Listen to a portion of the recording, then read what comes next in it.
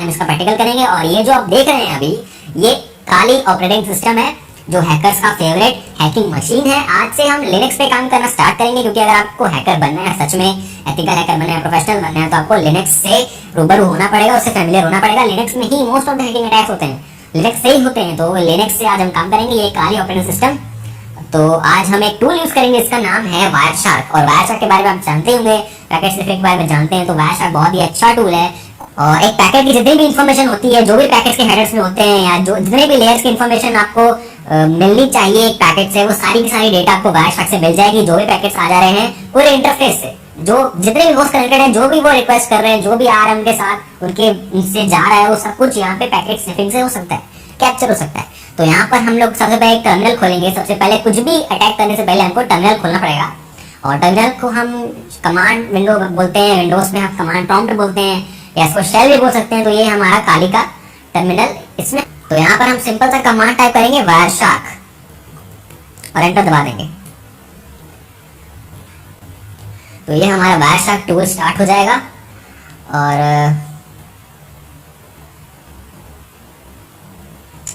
और फिर अभी हमें यहाँ पर ये पूछ रहा है कि ये कौन से इंटरफेस को आप कैप्चर करना चाहते हो।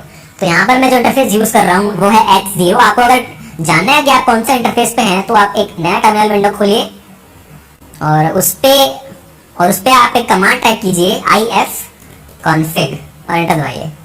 तो इससे आपको पता चलेगा कि आप कौन से इंटरफेस पे हैं। अगर आपको H0 दिख रहा है, उसमें आपको IP दिख रही है, ये inet जो IPv4 होती है यहाँ पे आपके नेटवर्क पे, या आपकी IP आपके सिस्टम की, तो यहाँ पर आपको ये IP दिखेगी। अगर ये IP आपको दिखती है H0 में, तो आप समझ जाइए कि आप H0 इंटरफेस पे काम कर रहे हैं। और अगर आप वायरलेस कनेक्टेड हैं, तो आप WLAN 0 पे काम कर रहे होंगे, तो उस टाइम आप WLAN 0 यूज करेंगे इंटरफेस में। तो यहाँ पर एक और इंटरफेस है LO, ये लोकल होस्ट होता है, ये इसकी IP होती है डिफॉल्ट। तो ये क्या करता है, ये दूसरे कंप्यूटर्स को, दूसरे डिवाइसेस को आपके कंप्यूटर से कनेक्ट होने में मदद करता है। आपका कंप्यूटर एक सर्वर बना देता है। तो ये लोकल होस्ट उसी के लिए काम होता है, जिससे आपका कंप्यूटर सर्वर बन जाता है। तो इसकी जरूरत नहीं है हमें सिर्फ H0 से काम करना है। तो यहाँ पर हम इंटरफेस चूज करेंगे H0, और इसको चूज करने के बाद हम सिंपली यहाँ पर स्निफिंग स्टार्ट करेंगे। ये एक शार्क के फिन जैसा एक बटन है, इससे हम स्टार्ट करेंगे एक पैकेट कैप्चर करना। और इंटरफेस चूज करके फिर हम उसके सारे पैकेट्स को कैप्चर कर सकते हैं। तो सिंपली हम यहाँ पर इसको क्लिक करेंगे, तो ये पूरे के पूरे पैकेट्स कैप्चर करना स्टार्ट कर देगा। ये इतने सारे पैकेट्स हैं और इतनी सारी इन्फॉर्मेशन आपको यहाँ पर मिलेगी। आपको सीरियल नंबर मिलेगा, कितने पैकेट्स हैं, क्या टाइम लगा उस पैकेट्स को जाने में, आने में कितना टाइम लगता है, और क्या सोर्स IP है उस पैकेट की, क्या डेस्टिनेशन है। सोर्स डेस्टिनेशन सबसे इंपॉर्टेंट पार्ट होते हैं।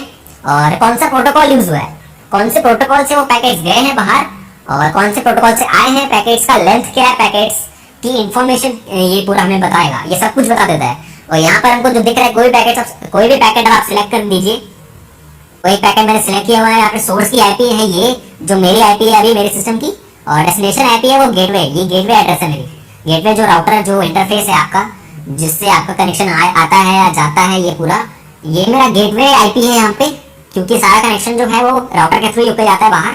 तो ये एक DNS कॉल है, ये प्रोटोकॉल जो यूज हुआ है यहाँ पे DNS यूज हुआ है। ये क्यों यूज होता है DNS, मतलब मैं एक डोमेन नेम की रिक्वेस्ट कर रहा हूँ अपने साइट पे या अपने सिस्टम से, और उसको राउटर या जो भी पब्लिक DNS का सर्वर है वो मुझे उसकी करस्पॉन्डिंग IP प्रोवाइड करेगा। तो यहाँ पर DNS की रिक्वेस्ट भेजी गई है। यहाँ पर आप देख सकते हैं कितनी सारी आपको यहाँ पे इन्फॉर्मेशन मिल रही है। एक पैकेट में जितनी भी इन्फॉर्मेशन, एक पैकेट में जितनी भी इंफॉर्मेशन प्रेजेंट है वो सारी आपको यहाँ पर मिलेगी। सबसे तो ये लेयर्स के फॉर्म में मिलती है। अगर आपको OSI मॉडल पता है क्या होता है, तो अलग अलग लेयर्स होती हैं, अलग अलग लेयर्स पे अलग अलग प्रोटोकॉल्स यूज होते हैं, और वो सारी लेयर्स से प्रोटोकॉल्स आपको एक एक करके कोई भी डेटा ट्रांसफर के लिए वो सारे प्रोटोकॉल्स यूज होते हैं, और अलग अलग लेयर्स में डेटा ट्रांसफर होती है। तो यहाँ पर सबसे पहला जो लेयर होता है वो फिजिकल लेयर। तो लेयर्स के फॉर्म में आपको यहाँ पर दिखेगी, यहाँ पर ये फिजिकल लेयर है, जो फर्स्ट लेयर होती है फिजिकल लेयर।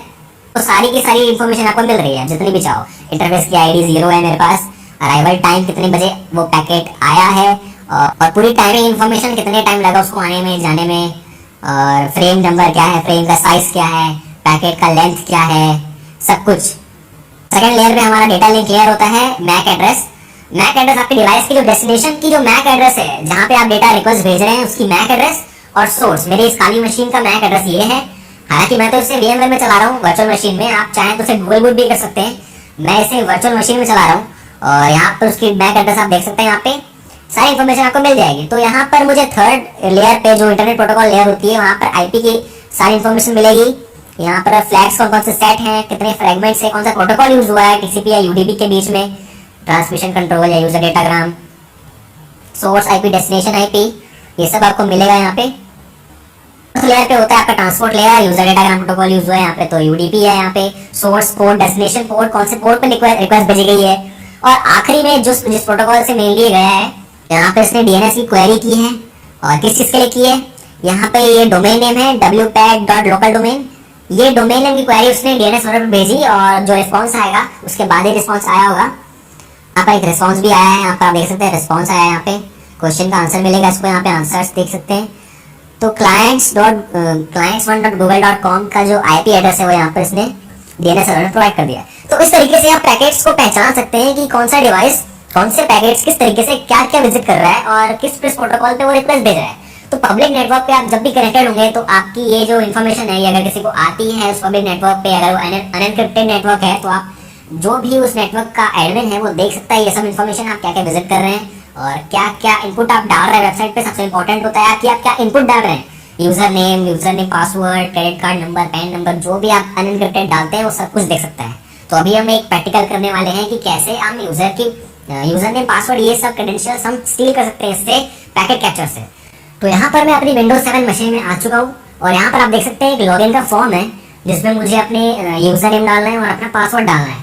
तो यहाँ पर मैं अपना यूजर नेम और पासवर्ड, अपनी पर्सनल डिटेल्स, क्रेडेंशियल्स यहाँ पर अपना डाल के देखूंगा और अपनी कारी मशीन में जाके देखूंगा कि ये मैं स्निफ कर पाता हूँ या नहीं। अगर कोई और यूजर ऐसा ही करता है, ऐसी नेटवर्क पे अपनी पर्सनल इन्फॉर्मेशन डालता है इस तरीके से और वो इंटरफेस से होके जाती है, तो मैं उसे कैप्चर कर पाता हूँ या नहीं। मैं यहाँ पर टेस्ट करके देखता हूँ और अपना यूजर नेम भी डाल देता हूँ, कुछ भी अपना ईमेल डाल देता हूँ यहाँ पे, और पासवर्ड जो है और पासवर्ड कुछ भी डाल देता हूँ यहाँ पे। और अब लॉगिन करके देखता हूँ, लॉगिन पे क्लिक करता हूँ तो यहाँ पे कुछ हुआ नहीं क्योंकि मैं यहाँ पर अभी साइन अप ही नहीं हूँ, तो मैं कुछ भी गलत डाल दिया था यहाँ पे, कुछ भी डाल के अब मैं यहाँ पर काली मशीन में वापस आता हूँ और यहाँ पर मैं देखता हूँ कि उसे मैं कैप्चर कर पाया या नहीं। तो यहाँ पर आप देख सकते हैं बहुत सारे पैकेट्स हैं और मुझे सिर्फ एक पैकेट ढूंढना है जिसमें यूजर नेम पासवर्ड उसका आया है जो मैंने वहाँ पर एंटर किया था। तो इतने सारे पैकेट्स में मैं कैसे ढूंढूंगा उसे? तो सबसे पहले तो मैं यहाँ पर स्निफिंग स्टॉप कर देता हूँ, यहाँ पे बाकी पैकेट्स नहीं आएंगे आगे। और अभी मुझे क्या करना है, अभी मुझे एक फिल्टर अप्लाई करना पड़ेगा जो मुझे बताएगा कि सारे के सारे जो पैकेट्स जो मैंने इनपुट दिया है वही पैकेट्स मुझे वो दिखाए। तो इसके लिए अगर आपको HTML थोड़ा सा आता है तो आपको ये पता होगा कि जो भी मैं यहाँ पर जो भी यूजर इनपुट करता है किसी भी वेबसाइट पे, जो सर्वर पे जाता है वो HTTP पोस्ट मेथड से जाता है। मतलब मैं जो भी इनपुट करूंगा यहाँ से, जो भी यूजर पासवर्ड डालूंगा वो पोस्ट मेथड से जाएगा। तो यहाँ पर मुझे एक फिल्टर अप्लाई करना पड़ेगा जिसको मैं HTTP बोल सकता हूँ। सिर्फ सिंपली आप HTTP लिख दीजिए यहाँ पे, HTTP, और एंटर दबा दीजिए। तो यहाँ पर क्या करेगा, जितने भी पैकेट्स गए हैं HTTP प्रोटोकॉल से या आए हैं HTTP प्रोटोकॉल से वो सारे दिखाएगा मुझे। तो यहाँ पर मेरी जो सोर्स आईपी है वो मेरी विंडोज 7 की आईपी है और जो डेस्टिनेशन आईपी है वो सर्वर की आईपी है जहाँ पर मैंने जिस साइट पे मैंने रिक्वेस्ट भेजी थी। तो यहाँ पर मुझे दिख रहा है यहाँ पर पोस्ट, यहाँ पर ये पोस्ट मेथड का मुझे एक ही पैकेट दिख रहा है। तो मतलब यही है कि यही है वो पैकेट है जिसमें मैं मेरी जो इन्फॉर्मेशन है जो मैंने डाला था वो कैप्चर हुई है। तो यहाँ पर ये पैकेट को मुझे एनालाइज करना पड़ेगा, देखना पड़ेगा कि मेरी इन्फॉर्मेशन कहाँ यहाँ पर आई हुई है, यहाँ आई है या नहीं। तो मैं यहाँ पर सबसे लास्ट में आता हूँ HTML फॉर्म URL एनकोडेड। तो ये जो फॉर्म जो मैंने वहाँ पर देखा था लॉगिन का, उसकी जो भी डिटेल्स है वो मुझे यहाँ पर मिलेंगी। तो यहाँ पर मैं उसे ड्रॉप डाउन कर देता हूँ और यहाँ पर जैसे कि आप देख सकते हैं मेरे पास यूनेम इक्वल टू जो मैंने एंटर किया था वहाँ पे मेरा ईमेल और जो मैंने पासवर्ड डाला था वहाँ पे इनपुट नेम पास में, वो भी यहाँ पर कैप्चर हो गया। तो मतलब पासवर्ड तो इतनी कॉन्फिडेंशियल चीज है, वो तो कैप्चर नहीं होना चाहिए ना। तो इसी तरीके से जो अनएनक्रिप्टेड साइट थी वो वहां से मैंने कैप्चर कर लिया ये पासवर्ड। तो ये पासवर्ड मेरे पास मिल गया। यहाँ पे कितना खतरनाक हो सकता है आप देख सकते हैं ये। तो मैंने यहाँ पर पासवर्ड भी यहाँ पर कैप्चर कर लिया, की वैल्यू पेयर मेरे पास आ गए हैं, की यू नेम ये सब मेरे पास। यहाँ पर भी आप देख सकते हैं जो हैक्स वैल्यूज है सारी मेरे पास। यहाँ पर भी आप देख सकते हैं ये पासवर्ड मेरे पास, यूजर नेम पासवर्ड सब यहाँ पर भी आ चुका है। तो ये कितना खतरनाक हो सकता है पैकेट स्निफिंग। अगर आप ध्यान से अगर कोई वेबसाइट पे नहीं देखते हैं, अगर वो HTTPS सिक्योर नहीं है, आप वहाँ पर कुछ भी डालोगे तो ये वायरस छोड़ेगा नहीं, ये कैप्चर कर लेगा जो भी